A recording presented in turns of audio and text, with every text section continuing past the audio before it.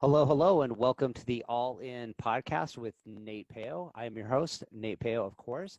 Today, my guest is Nithila Poongovan, and be honest with you, this is the first time I've had an actual high school student on my show, so you're by far the youngest person to come on and talk about what you're up to, but that does not mean she is not up to amazing and incredible things in her life. So Nithila is the executive president and co-founder of Young Inquisitive Minds. As president, she organizes events, prepares robotic activities, and overlooks the sponsorship and grant operations.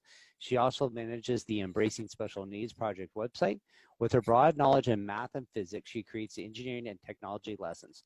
Nithila is a junior at Santa Clara High School, and she's interested in everything AI, artificial intelligence, and inspires to build robotic assistive technology for individuals with intellectual and developmental disabilities. Some of her hobbies include FTC robotics and cross country. Welcome to the show. How are you? Thank you. I'm good. Doing great. Yeah. So it's funny that I don't know if it's funny, but you're the first high school student on the show, the first high school student to reach out. Like, what is up with you that you have motivation to go be on podcasts and share a message when a lot of people probably your age have nothing to do with intent on that, or being out there in the public and speaking publicly is not always the easiest thing for people to do. I love public speaking. I've always loved getting in front of an audience and talking, especially when it has to do with things that I'm super passionate about. I think it's a newfound passion because I found it during my freshman year of high school, but I definitely do love what I do, and I would love to bring disability awareness whenever I can. And I think public speaking and getting in front of podcasts and stages is kind of the way to go about it, while also doing several other things outside of that. But yeah.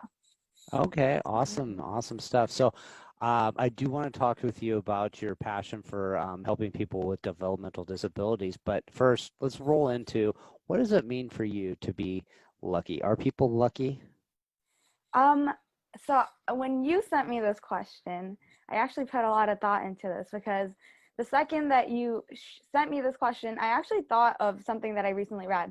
So I'm reading this book called The Third Door by Alex Benyon.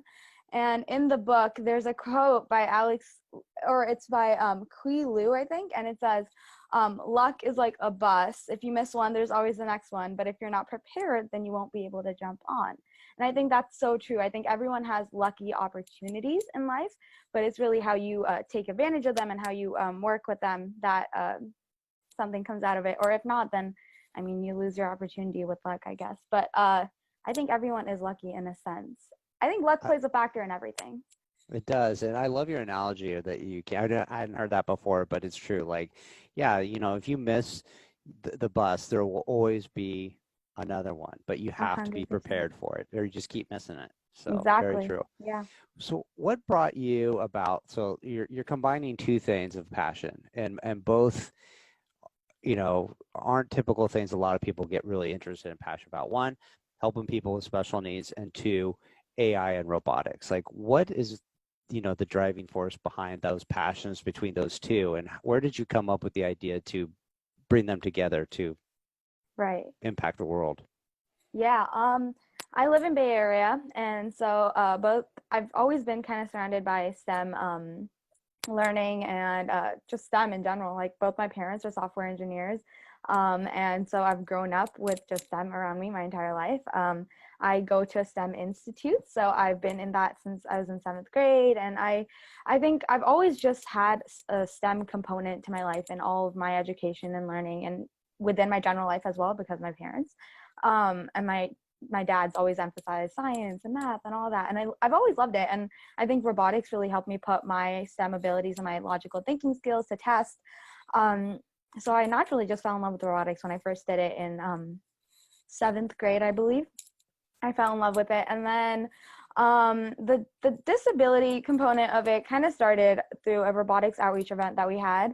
Our local library was hosting an event where they did STEM activities for kids with disabilities, and at the time I was simply a volunteer there, but I actually created quite a bond with one of the students I was there, and we were talking for probably the entire event, and I had a lot of fun with that one individual. So I was like, maybe I should try volunteering for kids with disabilities at my local recreation center. So I talked to my best friend, and that summer we went to our recreation center, and we just volunteered. And out of I think it was like a month that we volunteered. Out of the entire month, I think there was one day that they had a STEM event, and it was like a robotics team that came in and did activities with them. And I was talking to the recreation coordinator when we were during the event, and she was like, yeah, they don't get these events as often. And to me, I was like, what? Like, I've been around STEM my entire life. We've had STEM activities at my school. We do STEM literally every single day. I've done robotics. I've had so many opportunities to grow my STEM skills that I was lost when I found that kids with disabilities, especially in Bay Area, that's a place that's so technologically advanced. I was confused that they don't get as much of an opportunity to experience STEM as I do. So I was talking to my best friend about this, and she was like, well, we have background in STEM. I mean, you're great at robotics, and she's great at science, and she loves working with kids. So I was like, maybe we should try taking this into our own hands. So we talked to the recreation coordinator, and we hosted just a few events with STEM learning. So we did a few science experiments, and I had a few robots that I borrowed from my teachers, and we did those with the kids, and actually ended up gaining a lot of traction. So we continued doing those events. And then we wanted to branch out with other organizations. So we started reaching out to other organizations, but then there's a whole liability component of it because we are high schoolers. So it's a little hard to trust us with their kids. But we started hosting, I actually, most of our work was done within our own high school. So I ended up working with almost every kid in my special education. I know most of the kids in my special education really well. And then I guess we just kept working with a lot of these kids. And then soon enough, we worked with, I want to say 340 kids now.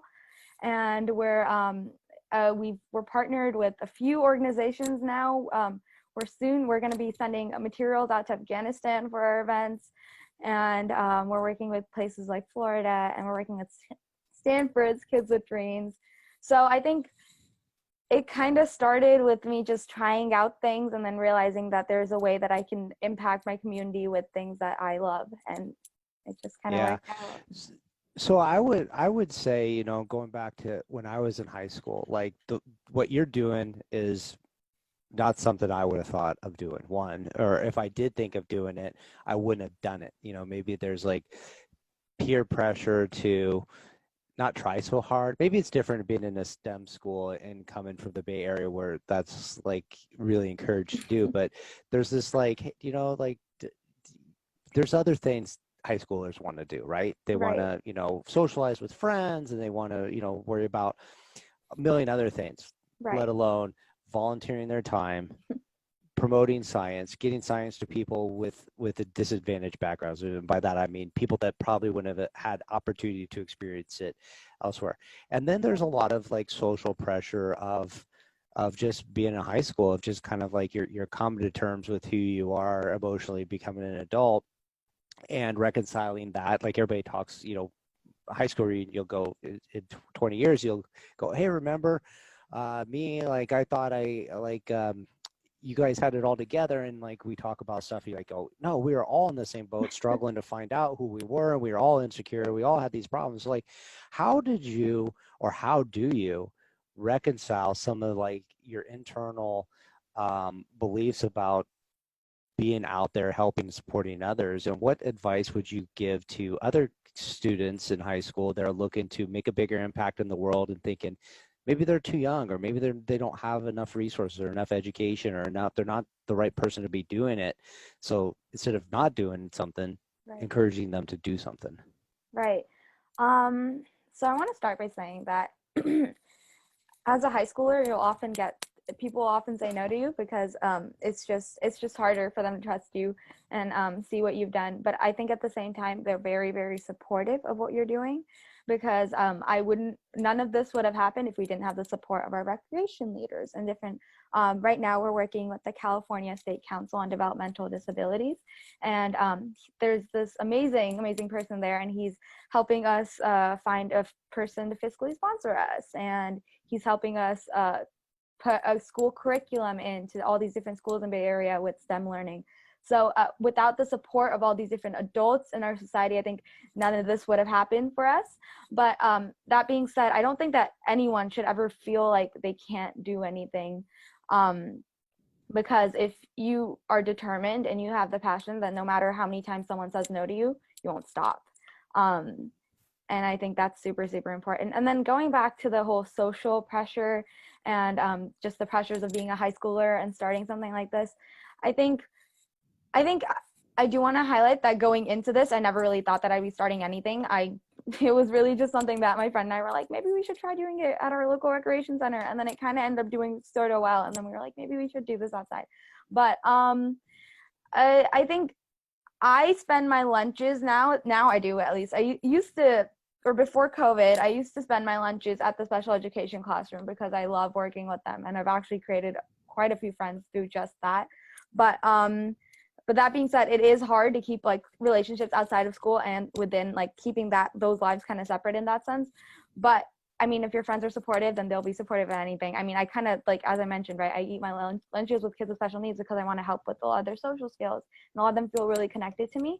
But at the same time, that meant that I have to let go of leading lunch with my other friends. And that, I mean, if your friends are supportive of you, then a few of my friends actually started coming and sitting with me at the special education classroom too. So social pressure is, I think if you have the right friends and you surround yourself with the right people, then you'll be fine. But And I think something to be learned from that is if you want to do something, chances are your friends or other people want to do it, and they're scared to do it too, right? So if you then go, hey, if we're all kind of scared to do something, be the person that steps up and does it, because that other person that's thinking, hey, I'd like to do that too, is going to be inspired that you did it and go along with it and get it out there and do something. So a lot of times it's we think we're the only ones that feel a certain way, but we're all kind of scared or nervous to get outside of our comfort zone. Right. And when we do that, we inspire others to do the same. So definitely encourage you along those lines. Right. So what are your bigger 5-year, 10-year goals? Like you're already, doing some amazing stuff with kids, with robotics. You're probably going to be graduating if they continue school. Who knows what's going to go on with that? But eventually you're going to come into a crossroads. High school's going to end. What are your plans after that? What do you intend to do to make your mark on the world? Right. So I'm an incoming senior in high school, and so I'm currently, I definitely do plan on going to college. I want to get a master's and a PhD, as it kind of dates back to my family. A lot of people in my family have PhDs, my dad, my grandpa, and so on. So I definitely want to get a PhD, but I think from there, I definitely want to help build assistive technology for people with disabilities. So that's kind of putting my robotic interests in, but also catering to a community of individuals with special needs. But I definitely do want to continue my work with Young Inquisitive Minds, which is making STEM learning accessible to kids with disabilities. So I think that's my way of really making my mark on my community, which is through my work with Young Inquisitive Minds. And the assistive technology is because I genuinely love robotics, and I really do want to help a community with what I love. So that's what I end up doing. Yeah. What's your prediction for AI and robotics? What's the one thing you think is going to come out of it that nobody else is thinking of? That's a good question. I think that a lot of people are super fearful, I think, of the role that AI might play in robotics in the future. But I believe that that no matter how far AI does go and how technologically advanced our world becomes, there will always be a need for us humans to be around, and for us I think as specialized and as technologically advanced as AI becomes, I do think that they'll never be fully independent, and that there is always going to be a component of it will be highly debated and like not ethical in a sense. But I do think that that there's always going to be a need for us around. I think that I've talked to a lot of my friends about this. My friends will often say that, oh my God, you're going to grow up and you're going to be like this AI, you're going to take over my jobs. with AI. They've said that. My friend wants to be an artist. She's like, oh, you guys are going to take over my job.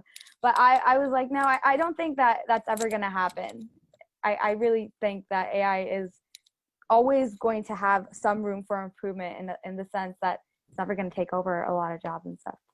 But yeah. Mm-hmm. Like, I don't, I don't know enough about AI to do this, but AI is based on logics and if-thens, do this and this and this and stuff. So Right. part of the thing that's been amazing about humans through the course of history is able to create ideas out of nothing. Like, 200 years, let's just even go back 100 years ago, people didn't fly, people didn't have a cell phone, people, Right. like, none of this stuff was like comprehensible. And yet humans are able to think about things and find solutions to turn the impossible into reality. And so, to think robotics or artificial intelligence, are they going to be able to pull ideas? Are they going to be able to create ideas? Or are they only going to be able to execute on existing knowledge? They're only going to be able to do what's been proven in the past. We could continue to do that, and we could do it at a faster rate and a simpler rate and make iterations that humans can't. But can they still go out and think about ideas and understand what art is and what beauty is and what all these other things. So it's a weird space to be in, but I'm gonna guess, every point in history there's been some sort of idea that sort of shattering the world's flat, or or is it round? Does the sun rotate around the earth, or does it the vice versa? And there's controversy around it, but the human race continues to evolve and continues to progress and continues to do amazing stuff. So who knows what's going to happen? Yeah. Let me ask you a question. What does it mean to you to be all in on an idea or an outcome? I believe that being all in on an idea is to take a risk and to not necessarily knowing what the outcome of an event can be, but doing it regardless. And I think going all in allowed me to discover my path in life with assistive technology, which I don't think I would have ever found if I didn't really throw myself into working with kids with disabilities. I think, I definitely think it's a lot of risk taking and just kind of going with the flow of things and not knowing whether something's going to be successful, but doing it regardless because you believe in it. Good answer. Good answer. So who are you trying to get in front of? Who's your ideal audience to connect with you and the younginquisitiveminds.org? Yeah, there are a lot of organizations that we hope that we could work with. I think Best Buddies, oh my God, they are the forefront in nonprofits that help with special education or special needs inclusion in schools. And so we're hoping that something can happen there sooner or later. But I'm actually doing an interview with one of the leading autism advocates today. And I'm super excited for that because she's been a goal for a very long time. Dr. Temple Grandin, and she's been a humongous inspiration and a goal. So I feel like I'm slowly getting there, slowly reaching all my goals. But well, you're out there reaching out to people, strangers, digitally, and trying to connect. And I think a lot of people don't learn those skills even later in life of how important it is to work on your network, work on your connections, and realizing that everybody's always one introduction away. Like it used to be like six away, and I would say like there's got to be two max. It's definitely a lot smaller world of who knows somebody that can get you an introduction, and you start building this today. There's two things people can never take away from you. I always tell people early in the career, especially like people I work with, like, hey, your experience, which also includes your education, and your network. Those two things can never be replaced by something else. But neither one can be built overnight. They take time to develop, and you can't just go by them. So you're working on your network, you're working on your experience. You're going to be miles ahead of anybody else in 10 years. And it's like the idea of planting a tree. The best time to plant a tree is 10 years ago. The second best time is today. You're doing it today, and in 10 years, you're going to have a big tree that you can look back and say, hey, look how far I've come. And these reach out, these people that you're trying to get in front of will have, far exceeded your expectations, what you thought possible for sure. So Right. wishing you the best of luck Thank you. growing the young inquisitive mind. So anywhere else people can go to find you if they want to get connected? I'm very active on LinkedIn. I mean, that is how I found you. Yeah, I don't use a lot of social media, but LinkedIn, definitely hit me up on there if you need anything. But yeah. Very cool. So that be listed in the show notes, and you'll be able to connect with Natalia. And if you do, say hi, tell her where you heard about her on the podcast, and get involved and see if there's a way to support STEM learning throughout, your community. I think that's a huge impact. Right. Just, like you think about things that, it used to be like bring your dad to work day or school day, they tell you what they did, but like those are the moments as a kid that inspires you to take action. Like if somebody comes in and talks to you Right. about something, that's like, hey, I am interested in robotics. That's something that is a pathway that could lead me into a different area of my life if I want to improve it, or you want to get out of the community you're in. Like, education is there, technology is there, it's available to learn what you can and to start creating and bringing that education into your own community. So definitely encourage you to reach out and connect with them. Awesome. Thank you Awesome. so much for coming on the show, and good luck in your interview later today. Thank you so much. Thank you for having me. Thank you.